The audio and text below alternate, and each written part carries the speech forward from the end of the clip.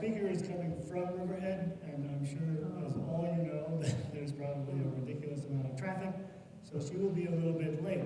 So while we're here, you can take a look at the art show, because it's really nice.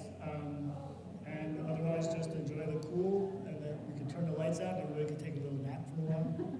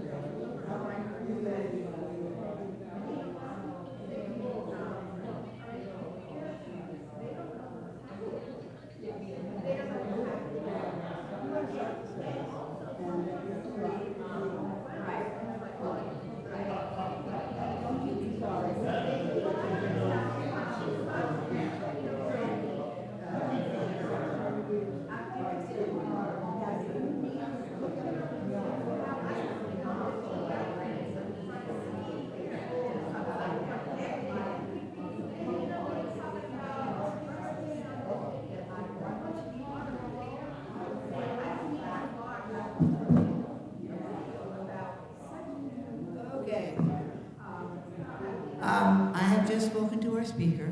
Unfortunately, when I told her to be here, I didn't check my email, and she got the message that she needed to be here at 11:45. She will be here at 11:45. We will start the service now, and when she comes, she will give her talk. And Mark, she will want to hook up the computer to the TV. Okay. So.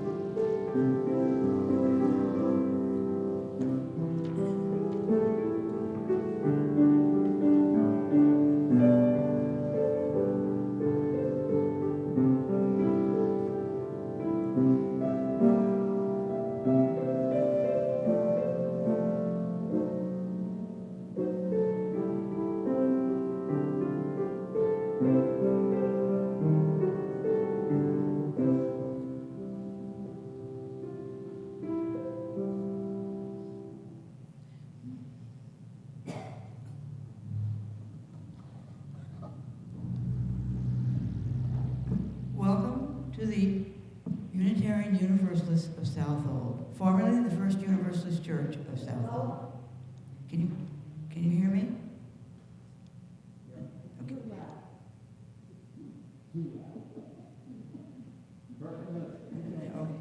Okay. Whoever you are, we welcome you. Wherever you come from, whomever you love, we welcome you.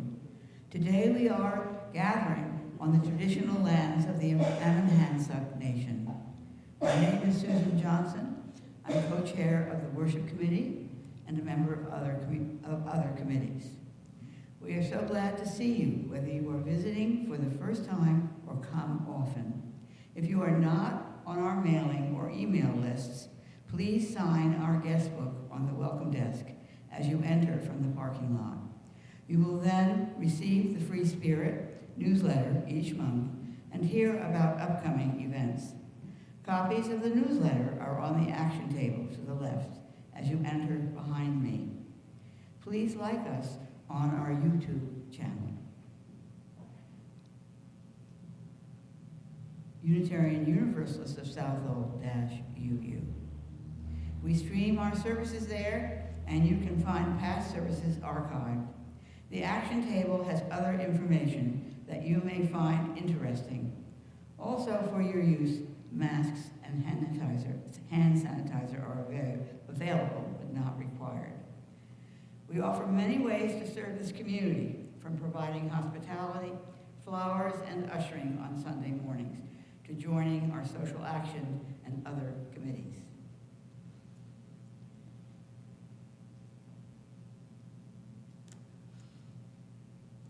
Please stay after the service for coffee, refreshments, and lively conversation. On the back of your order of service are announcements. I know you all can read them, but I'll speak to the highlights.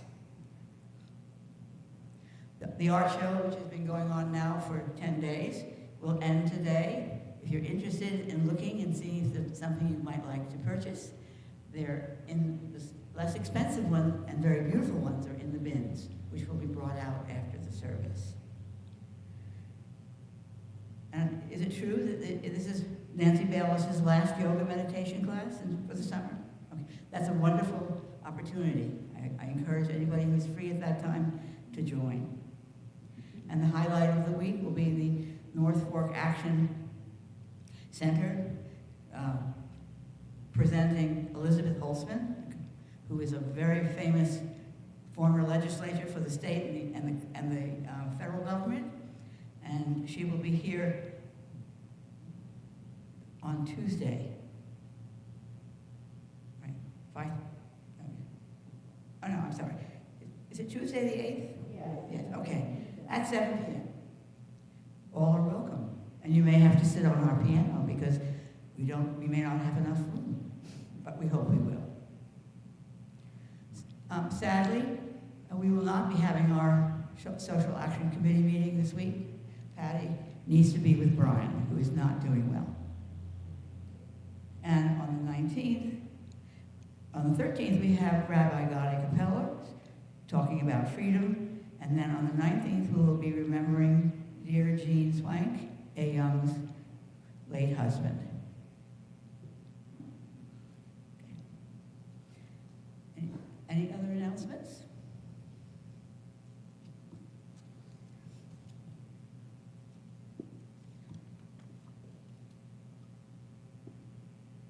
Now's the time in the service when you greet your neighbor and wish them well.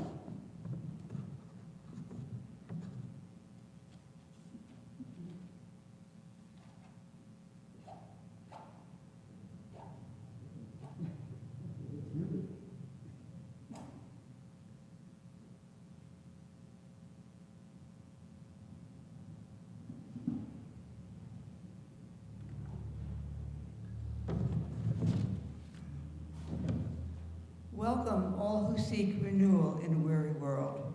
Welcome all who come with love and energy to share. The opening words. These are not the opening, sorry. Okay.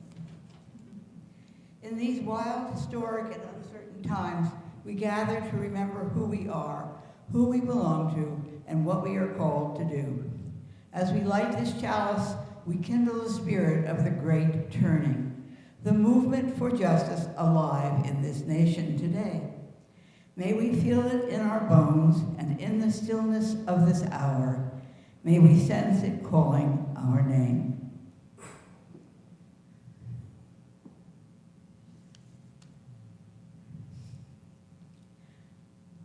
Renewal in a weary world. Welcome all who seek renewal in a weary world. Welcome all who come with love and energy to share. Welcome to those who worry for the future. Welcome each one who is grateful for today. Know that in this place you are not alone. In community, we share our strength with one another, and we keep the flame of love burning bright. Know that in this place, responsibility is shared. Here, tradition holds us. Ancestors shine a light from the past.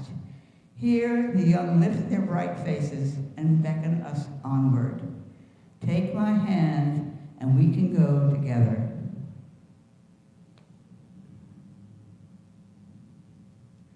Our opening hymn this morning is 159. Please stand as you are able.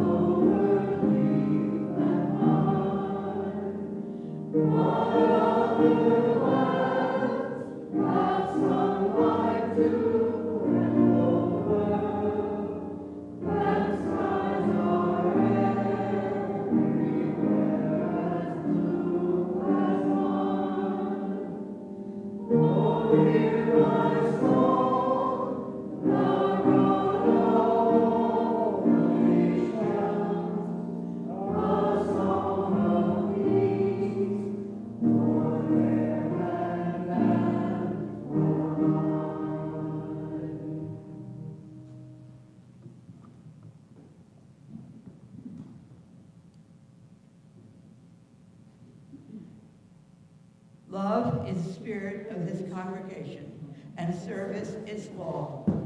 This is our great covenant, to dwell together in peace, to seek the truth in love, and to help one another.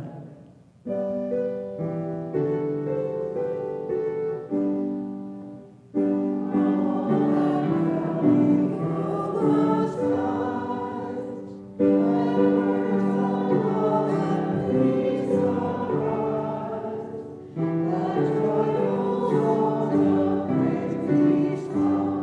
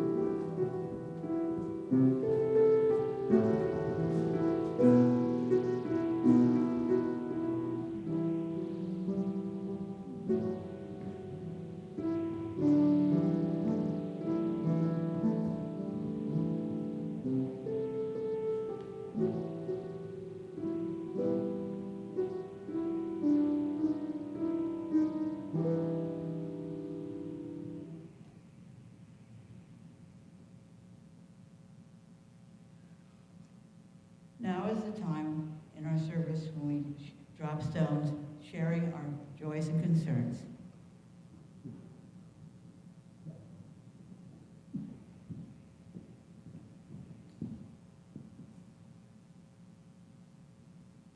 Okay, first, look at that new piano. That's pretty cool. Second, I have Brian's address if anybody wants to send a card. It's on my phone, which is secreted away in the other room, so I don't get phone calls while I'm here. But he is currently in the ICU. Patty said yesterday that she was with him. He was resting comfortably, is how she put it, but being in the ICU is never a good thing. So see me afterwards if you'd like to send him a card.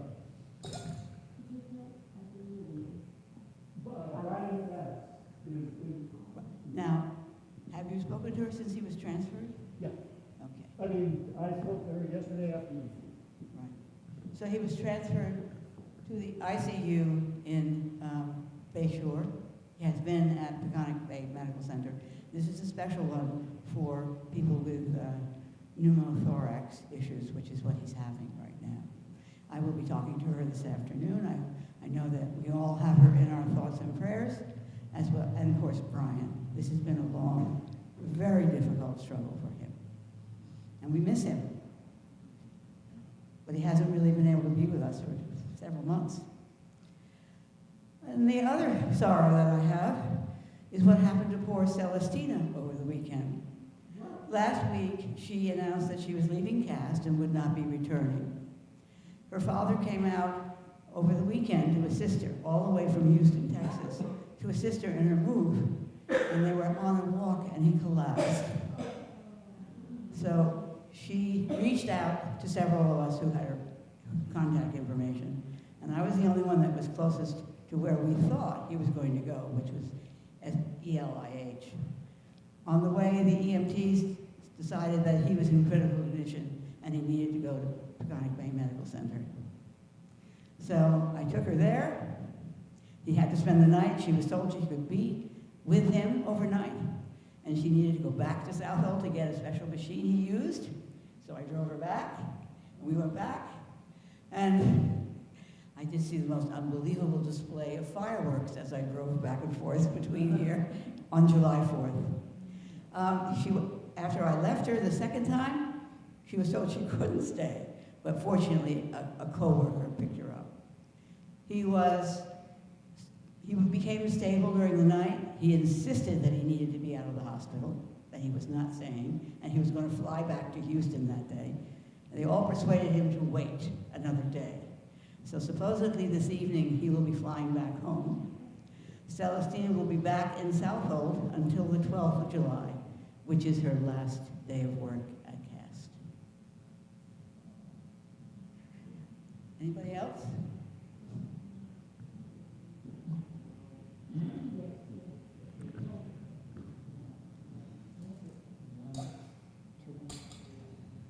So again, I need a truckload of stones. What's going on, especially that big, beautiful catastrophe that was passed on the, and signed on the 250th anniversary. Let's hope that's not an epitaph. Let's hope we can turn things around. And I'm just beside myself at this point. So I'll throw in another stone.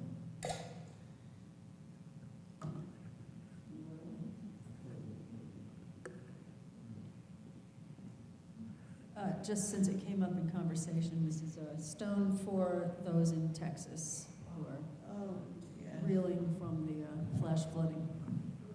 The loss of almost 20 children who were in a camp on the side of the river, and they were washed away.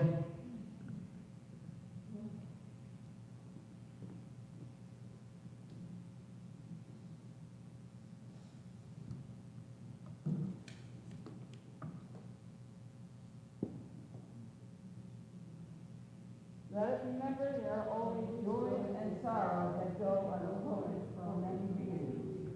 But we are not alone As we hold one another in our hearts.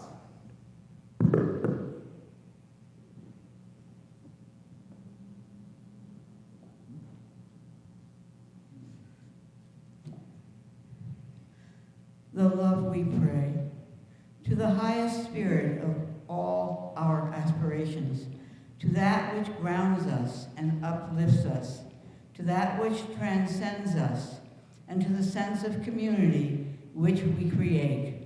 We come in prayer today. Our prayer is one of desperation and hope. We are in despair that protests such as this are needed. We are frustrated that politicians and governments continually value money and power while ignoring the value inherent in all people.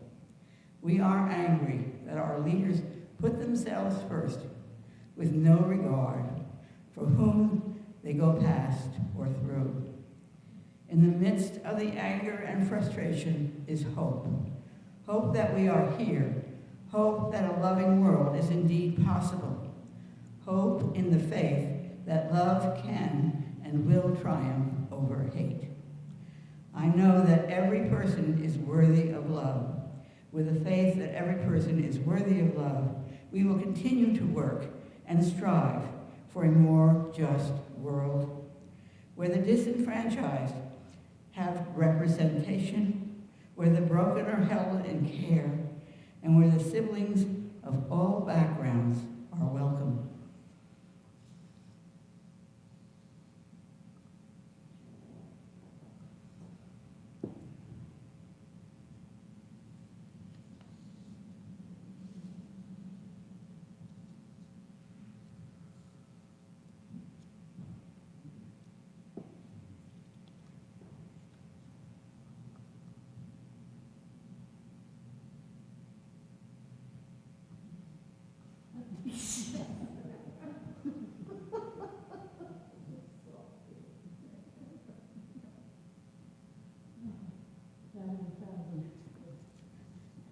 This is not bad that it happened. We only have 5 minutes more until our speaker arrives. Right, I'm stalled. I did this on purpose. Take your time, Mary.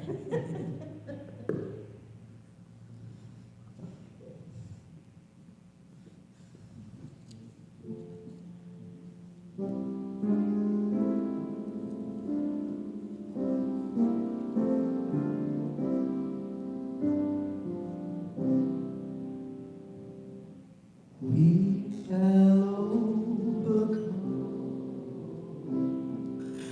We shall overcome. We shall overcome someday. Oh, deep in my heart, I do believe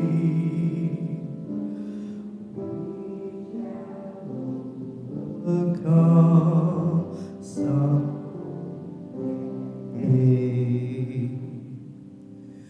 We shall live in peace. We shall live in peace. We shall live in peace someday. Oh, deep in my heart, I do believe we shall live in peace someday.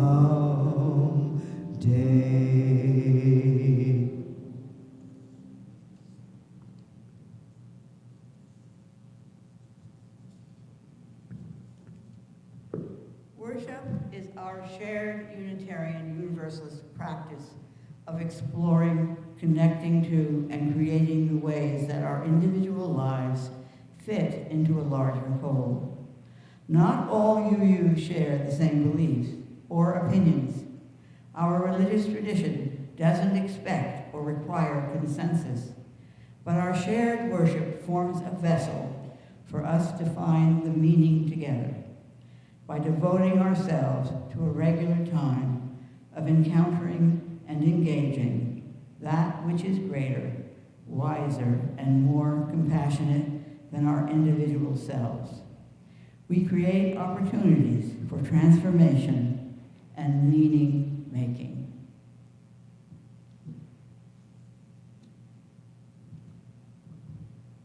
I'm going to go ahead with the meditation section of the service.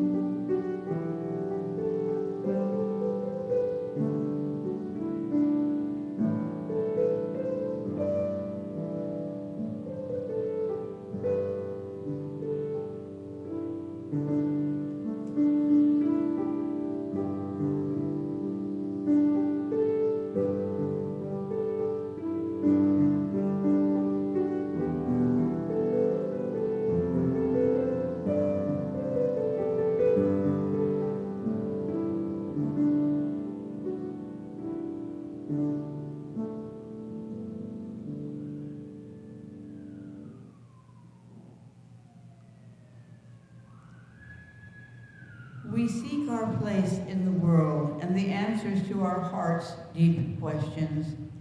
As we seek, may our hearts be open to unexpected answers. May we be reminded that all beings are whole, sacred, and worthy. Let our hearts be welcoming of multiple truths, not holding hard or fast to closed-mindedness or judgmental thinking. What can we learn from each other in the richness of our differences? May the heart of compassion help us recognize the sacred in each other and bridge differences in these challenging times. May each of us be held in relationship, accountability, and the power of beloved community. Blessed be. Now we will be honoring silence until our speaker arrives.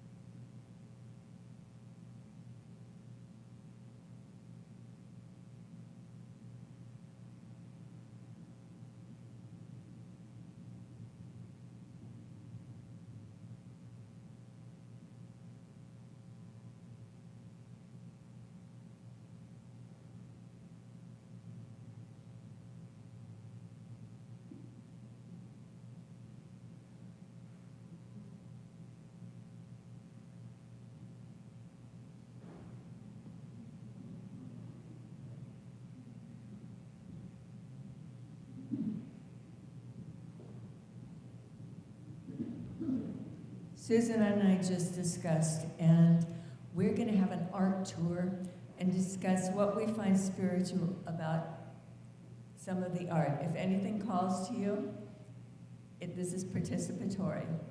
And we're going to walk around, starting right back there in the corner. An active meditation.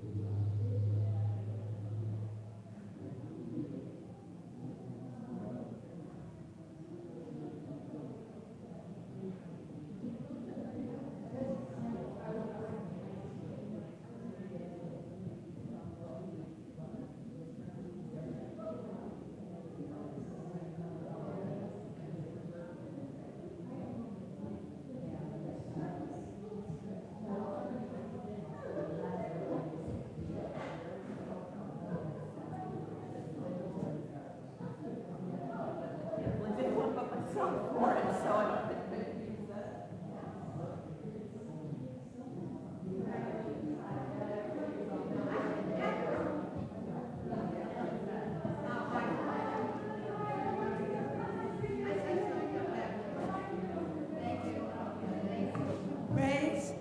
praise the High Spirit. Here.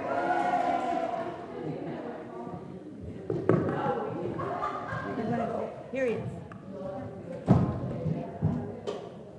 So, are you gonna need somebody to, like, film script to advance the? Oh, can I do it myself? I don't Yeah, have a well, clicker. of course, yeah. Yeah? Okay. But I have you to buy a clicker. Good.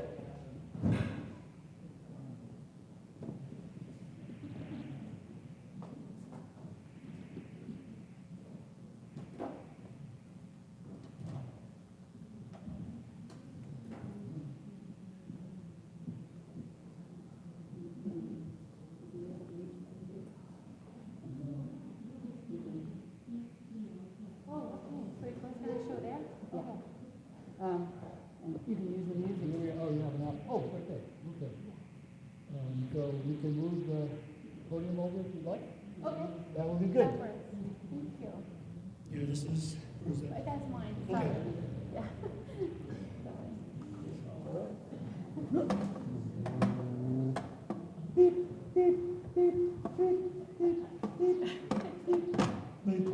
Hey, Perfect. okay. Then I'll just put this here Yep. so I can sorry about all the logistics.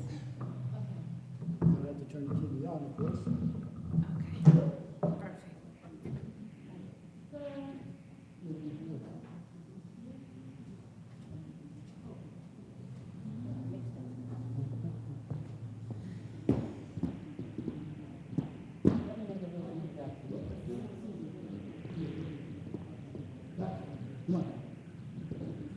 So today, I introduce Maria Del Mar Piedrabuena.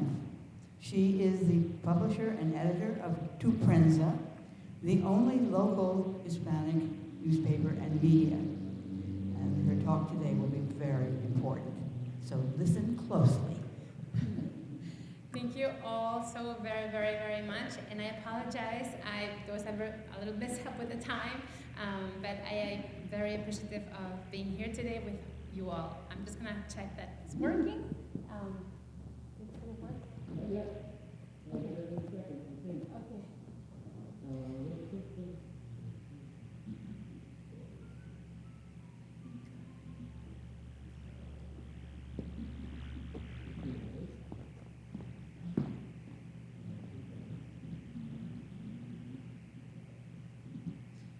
Entire screen. Start now.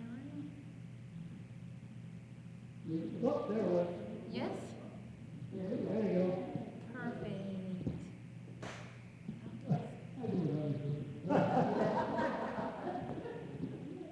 Okay, so you guys can see. Oh, yeah, sooner or later. Maybe, I don't know. Let's try.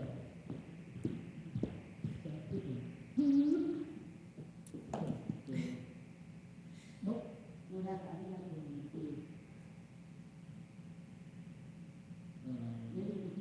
Nope. Yeah.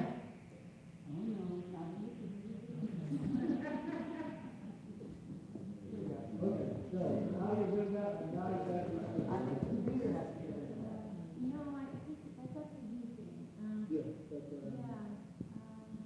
that was the one that is just, It didn't work. well, yeah, went back to,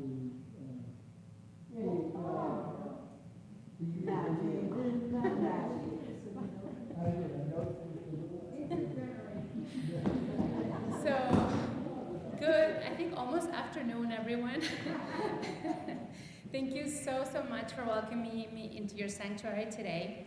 You're gonna notice I'm reading a little bit from my notes because, you know, as a native Spanish speaker, it's a little bit easier for me to organize the information when it's written. So my name, like Susan said, is Maria del Mar Piedrabuena, and I'm the co-publisher of Tu Prensa Local, Suffolk County's only Spanish language daily news publication. Juliana Holguin is the other publisher. When Susan Johnson invited me to speak with you this morning, this almost afternoon, I was both honored and humbled. The Unitarian Universalist tradition has always stood for justice, dignity, and the inherent worth of every person. And these values align deeply with what we do at Tu Prensa Local. By the way, Tu Prensa Local literally means your local press in Spanish. We wanted to make this very, very literal for our Spanish-speaking communities. Today, I want to share with you what it means to be the only Spanish language news voice in a county of 1.5 million people, where nearly a third of our neighbors speak Spanish at home. I want to talk about the responsibility that comes with that role, especially during these challenging times when fear and uncertainty have become a constant companion for many in our community.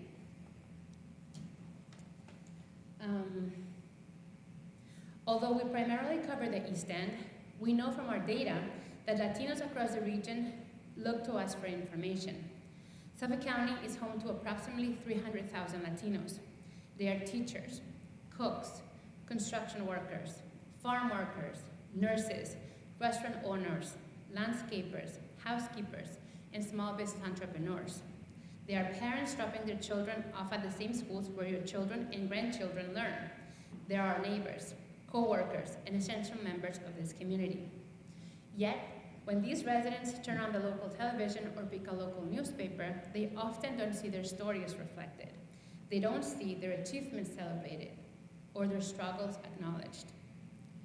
So who is our audience at Tu Prensa Local? And I'm gonna just focus on the East End right now. Because our coverage is very special because it's focused on this very little corner of the world. Having lived and worked here for over 2 decades has allowed us to understand the complexities and depths of the Twin Forks, from the vast riches to the very marginalized communities, and the immense need to focus on this area. The demographic landscape is marked by significant diversity, with various ethnic and immigrant groups contributing to the area's rich cultural tapestry. One notable statistic reveals that approximately a quarter of the residents in the region identify as Latino, comprising here on the East End nearly 37,000 individuals. In some areas like East Hampton, about 1 in 4 residents is Latino. Within the immigrant population of the East End, Guatemalan immigrants constitute around 10% of the total, making them the 3rd largest immigrant group in terms of representation.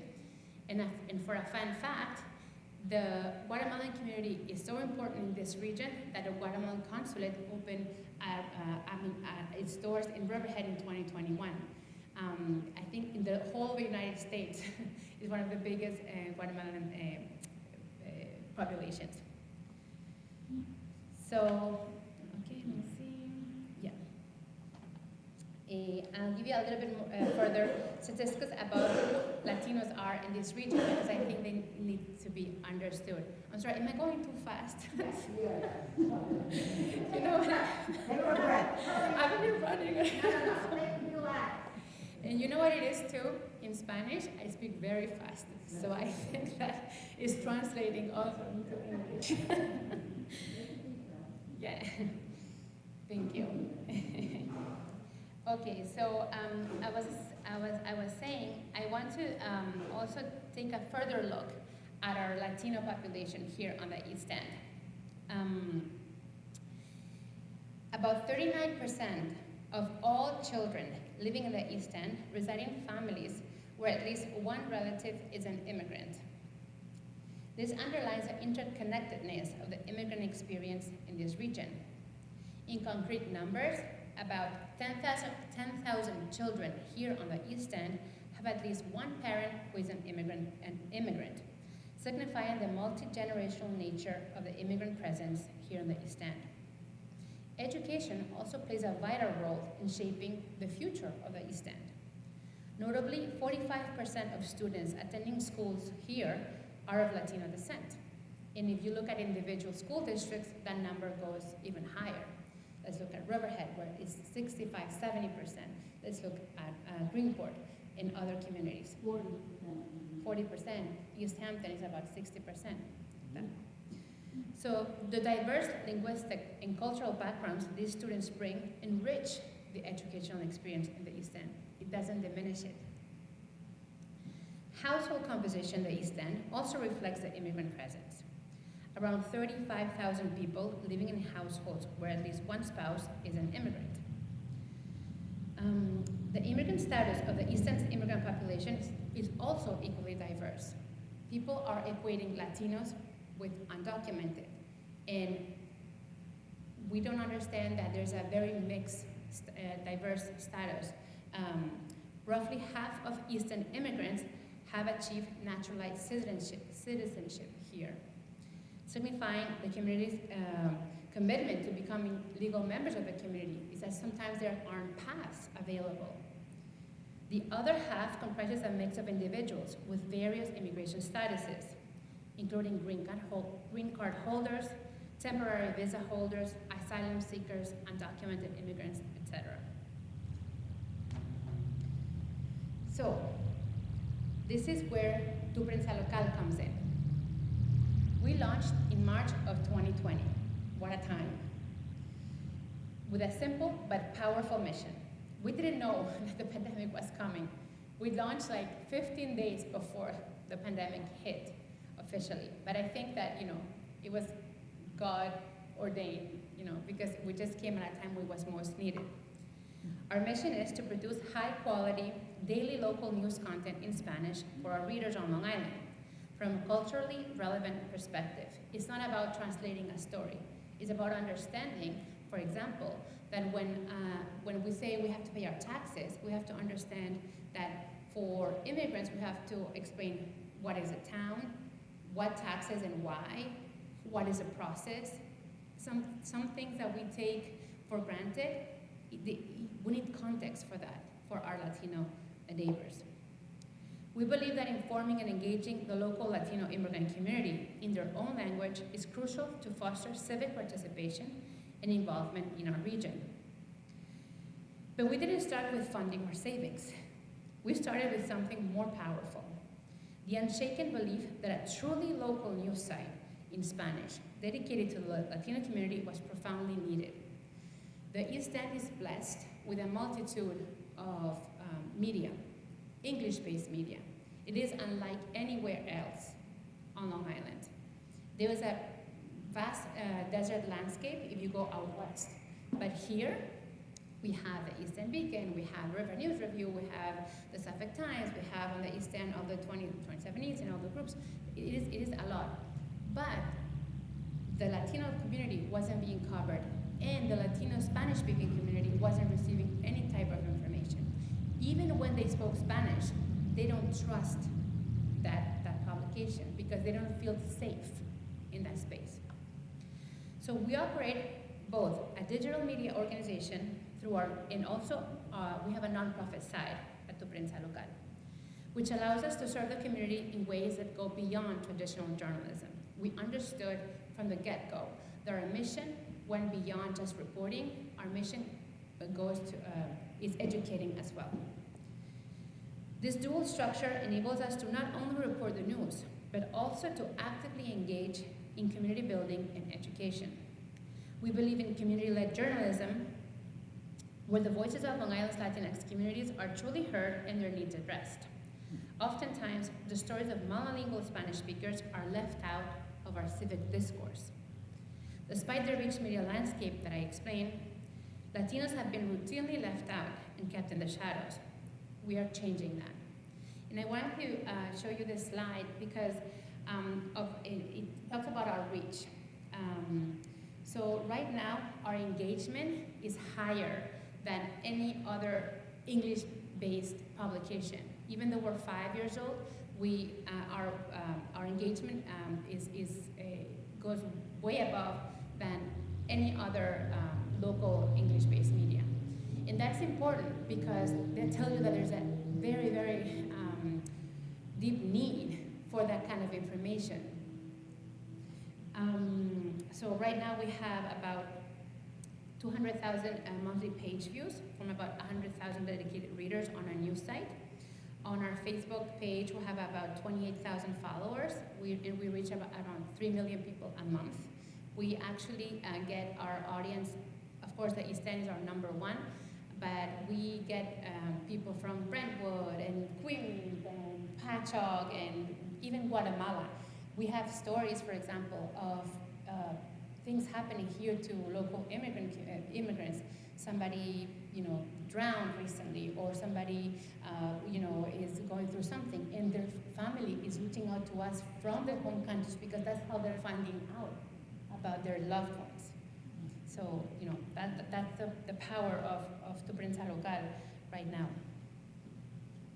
So the current climate of fear. Since the current federal administration took office, we've witnessed a profound shift in our community. I just cannot stress this enough. Things have changed, I can't even tell you. The fear is palpable. It's in the mother who no longer takes her children to the park because she's afraid of being stopped. It's in the small business owner who's seen his customers disappear because they're afraid to venture out. It's in the high school student who's watching her parents stress about every knock on the door. This fear is not abstract. We have documented this through reports. We are in complete communication with our audience, and something very unique about Tu Prensa Local, and this I always talk about this with other colleagues, is that the amount of messages, the amount of interactions that we get at Tu Prensa Local is huge. We receive hundreds of messages a day, and we have to parse through them. People asking where to find something specific, where they're having an issue. So our job is also to connect them to local organizations and local resources. So the drop in enrollment, some concrete things that we have reported on. The drop in enrollment in ESL classes, for example, our community centers has dropped. The number of people going to food pantries has dropped. The decline in Latino patients seeking medical care that is non-urgent has dropped. The rise in domestic violence cases as stress in isolation has increased. The worry of several Latino-owned businesses due to decreased food traffic. We have seen that all across the East End. But perhaps most troubling is the self-censorship that we're seeing. Community members are afraid to speak up about workplace violations, housing discrimination, or even local issues like traffic safety in their neighborhoods. We're getting messages like, I don't think I can go to traffic court because ICE will be there. They're afraid that drawing any attention to themselves might make them targets. This fear is not unfounded. This is where our role becomes crucial. We're not just reporting news. We're serving as a bridge between our community and the broader society. We're helping people understand their rights, connecting them with resources, and ensuring their voices are heard even when they're afraid to speak for themselves. So, our unique responsibility and approach. Being the only Spanish language news source in Suffolk County is both a privilege and an enormous responsibility. Every story we cover or not cover has real consequences for real people. And the truth is we're limited in what we can do. So what sets us apart is not just our commitment to the community, but how we reach them. We understand that our audience consumes information in different ways. Some prefer traditional written articles that they can read at their own pace. Others connect better with videos that show faces and tell stories visually. Our younger audiences engage with our Instagram reels. And many of our older community members still rely on radio, so we produce radio segments that air on local Spanish radio. This multimedia approach isn't just about keeping up with technology. It's about meeting people where they are. The grandmother who doesn't read but listens to radio every morning. The teenager who learns about community issues through social media. The working parent who watches our video reports while commuting on the bus. And that's that's what we do. We just don't say, okay, here's the information, it's your job to just read it. We really try our best to engage the Latino audience. And we do that, we know, for example, there's a very big number of people who are not literate, that can't read or write. So we take some stories and we put them on a video format, the same story in a video format, and we explain that story through a reel. That's called our story of the day. So people can actually watch it and take precautions, for example, for heat, if they're gonna go work in the fields or in construction or things like that. Or if it's tick season, how to protect yourself, things like that. We also take the stories that we've produced during the day, 3-4 stories every day, and at the end of the day, we have a segment called our headlines, and we give our headlines like in a small format of like a minute. We also produce a daily newscast, a radio newscast, that is broadcasted in Spanish language radio stations. It is local. And I also wanted to tell you about the local angle, because a lot of people say, oh, well, they can turn on the news and watch Univision or watch Telemundo. Those resources are very valuable, but they're national news. And what happens in Nebraska or even what happens in the Bronx has nothing to do with the reality of immigrants on the east end of Long Island. So we've become more than just a news outlet. We're a lifeline. Our audience has found a place where they are truly heard, a place to learn what's going on around them, a safe space to engage with the issues of the day, a place to share their concerns and hopes, a place to get connected with others, a place to understand complex topics, and a place where they are fully included and their diversity is truly appreciated. Another example, back in the COVID times, in the pandemic times, we tried to put out reports in Mixteco, which is a language that's spoken by a lot of farm workers, for example. So they knew where to go for vaccines. So we worked with some farm workers that knew Spanish and Mixteco, and we put some videos in Mixteco so people could go out and get vaccinated. Through our articles, videos, radio newscasts, and social media content, we have reached thousands of people and met incredible stories of resiliency, strength, and empowerment. We've also seen firsthand the injustices, the racism, and the inequities that permeate our area.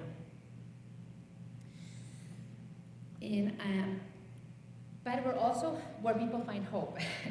We tell the stories of immigrants who started successful businesses, of students who overcome fear because of immigration status, language access, fair housing, issues that demand our attention and resources. And I wanted to put an example of these two, of what you're seeing right now on the screen. So we have two different, I'm gonna call them, initiatives that they're very unique to us. One is called the photo of the day. And every morning, what we try to do is we put a photo that people from the community send us, a landscaper in Sag Harbor, a farm worker, in Matatock. And they send us their pictures every day, and we post those pictures, and we say, good morning. Welcome to the day. Today, this is the weather that what's going to be like. Remember, you have to, protect yourself against UV rays, etc. And that is so powerful because people engage with us and say good morning back, thank you for being here, whatever. And what that means is we're building and creating community. Back in our home countries, usually in a lot of Latino countries, you go and you say hi to your neighbor, you go to the main square where you go to buy bread. They don't have that here anymore.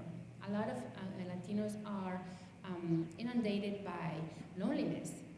If they're alone, their families are far. And even when they're here, they're working very long hours. So that way of creating community, we call it the public square, where people can actually feel they're not alone.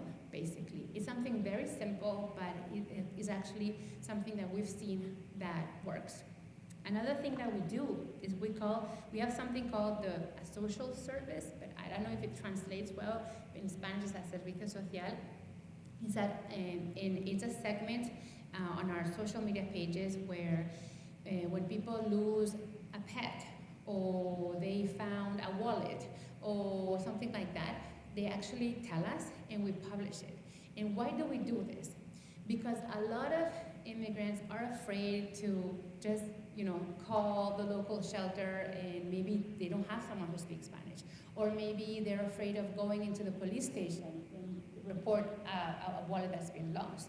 So we provide that service in the middle where it's of course completely free, and but we do it because we want the community to know that they're not alone, that they have a resource. And it's funny because shelters now look to us and they tell us, the Norfolk actually, for example, says, oh, we had that dog here. Can you please tell whoever contacted you that the dog is here? So that has happened multiple times, by the way. So things like that. Yeah. So let me see. And this is an example of our video of the day in our titulares, which is our headlines section that we produce every day. Yeah. So something that we do. Oh, let me see. A moment. Let me see if I think I'm missing pages. Yeah. Give me a moment because it looks like, oh, here.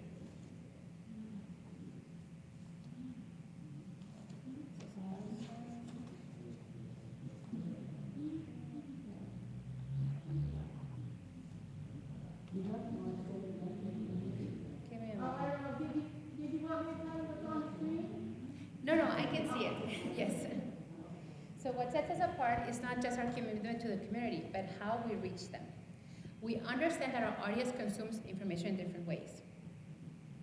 Some prefer traditional written articles, I told you. This multimedia approach allows us to meet people where they are. For example, when ICE raids were rumored in certain neighborhoods, we had to balance the community's need for information with the risk of spreading panic. When local police policies were being proposed that would affect immigrants, we had to ensure our community understood not just what was happening, but how they could participate in the democratic process. We've become more than just a news outlet, we're a lifeline. Our audience has found a place where they're truly heard. So we're also,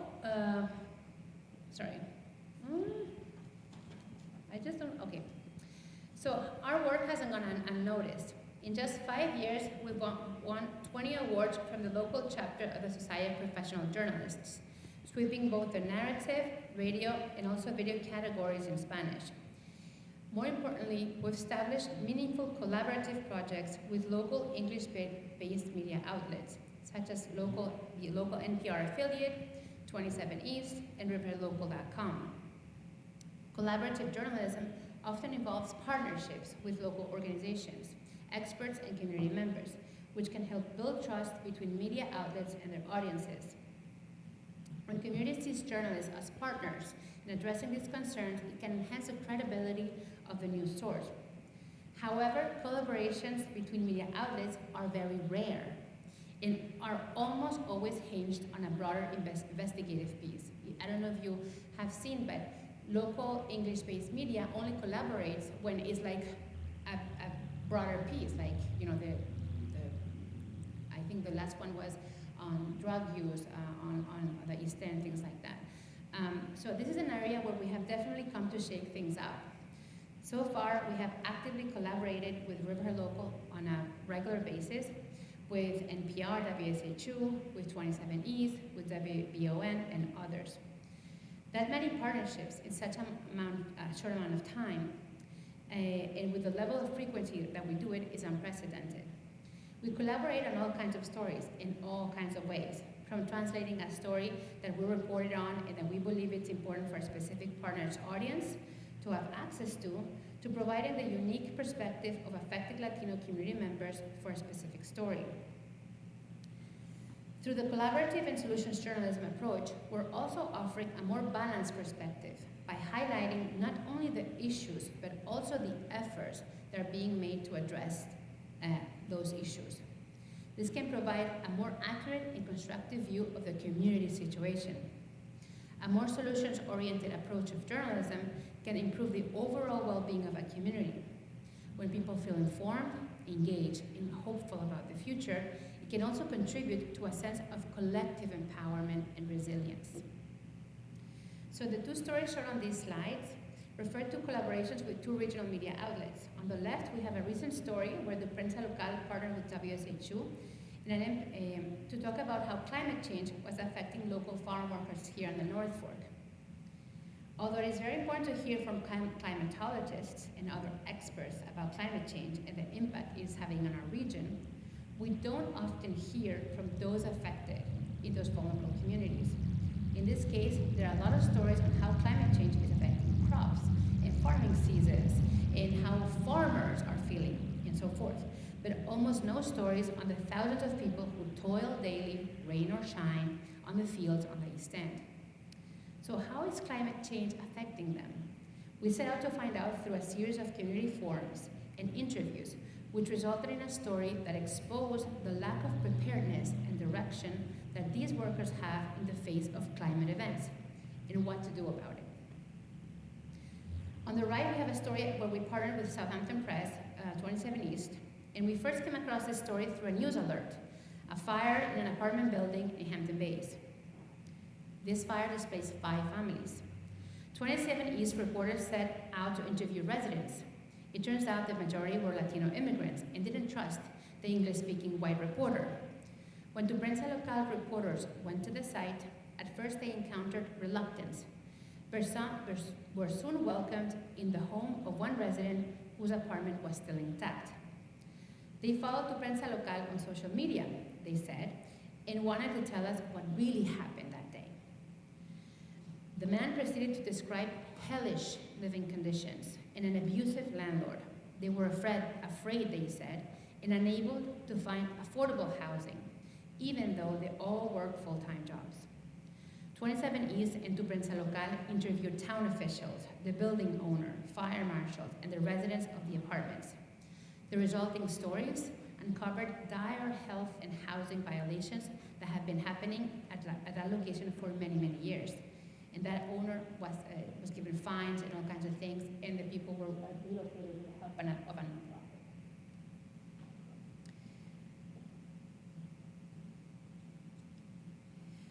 Okay. As the only digital news site in our area covering rural, working immigrant Latino communities, we've also partnered with local nonprofits for different campaigns, promoting health equity, labor justice, know your rights education, and women and youth empowerment. We've promoted local vaccine clinics, cancer screening services, community events, routinely correct misinformation, which is rampant nowadays, especially within the Spanish-speaking communities, and reach out directly to local families. There's something profound that happens when people see themselves reflected in media. When we cover the quinceañera of a local teenager, when we spotlight the Latino nurse who's been named Medical Professional of the Year, as it recently happened at Peconic Bay, when we report on the community's project that's bringing neighbors together, we're just not sharing news. We're affirming that these lives matter, that these stories are worth telling. Representation in media isn't just about feeling good. It has real-world impacts. Local officials see that our community is organized, informed, and engaged, and they're more likely to consider our needs in their decision-makings. So, as we look forward to the future, I want to leave you with this. Our Latino neighbors aren't going anywhere. They're not just passing through Suffolk County. They're building lives here, raising families here, contributing to the economic and cultural fabric of our community. The question is whether we'll find ways to coexist, is whether we'll find ways to thrive together. And that requires all of us regardless of our background, our language, and our immigration status, to commit to seeing each other's humanity.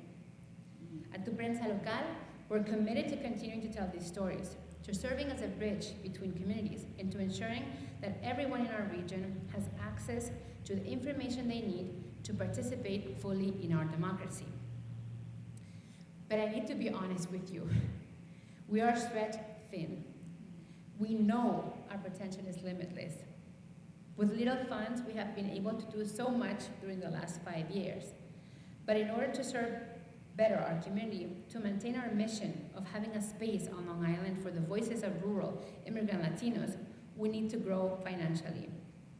We don't have a dedicated team of people, advertising, or even a salesperson. We are a team of 2, fully committed people who wear multiple hats. And then we have a freelancer who works a few hours a week. That's it. Our revenue has been lean because we've dedicated our time and funds to strengthening our editorial content and establishing a relationship of trust with our audience. But we've received messages, hundreds, from our community about doing something about drinking and driving, domestic violence, mental and emotional health, obstacles to graduate, etc. Hi, sorry.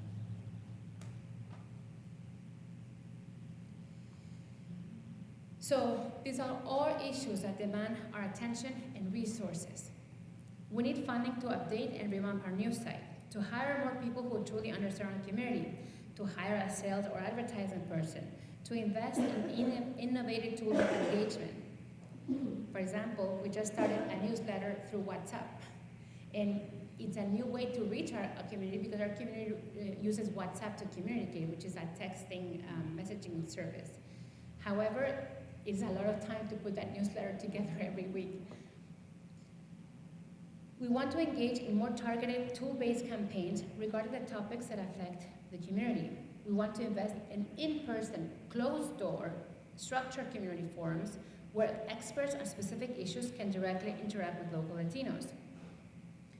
Your support isn't just about helping us survive, it's about ensuring that democracy works for all residents on the East End. It's about making sure that when policies are debated and decisions are made, our Latino neighbors have a seat at the table. We're making a difference, and we are the only professional digital news outlet doing the work that we do. Through our nonprofit side, we can also accept tax-deductible donations. In fact, last year, the Unitarian Universalist Fund from the New York Community Trust helped us establish some of the videos that was, the reels, the video of the day, the titulares, with their help, and we've established different initiatives. So, yeah, it makes a difference.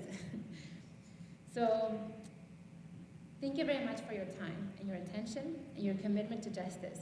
I'd be happy to answer any questions you have, and I'll be available, anytime. So thank you so much, and I apologize for the stuttering.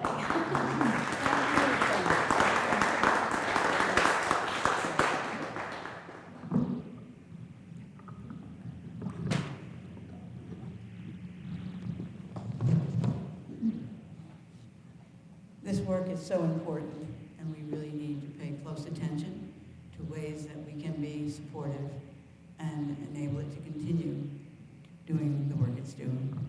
Thank you so much. Thank you. All right. The closing words are,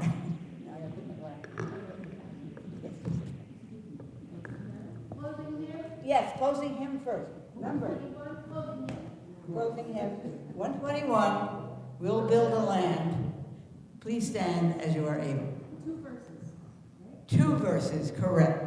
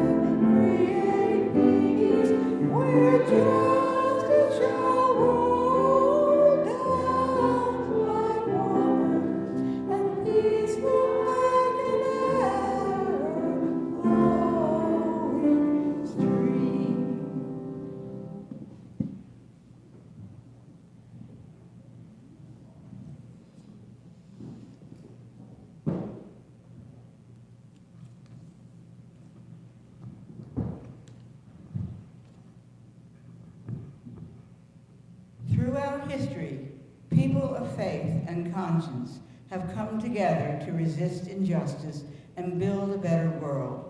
From the Montgomery bus boycott to the mass movements that brought down apartheid, collective action fueled by courage, love, and resilience has changed the course of history. Now it's our time.